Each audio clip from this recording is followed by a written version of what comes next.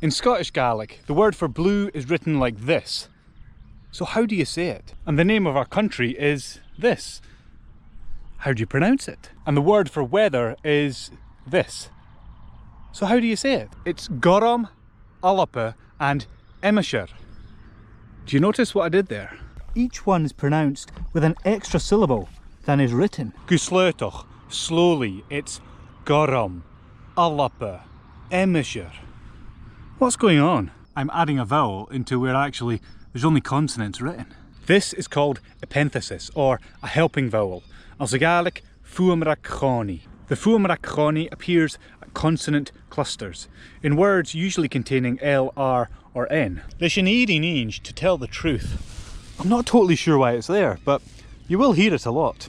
It does help break up the consonants, and it helps words flow more easily as you pronounce them. A bit like water. And it's all part of the richness of Gaelic.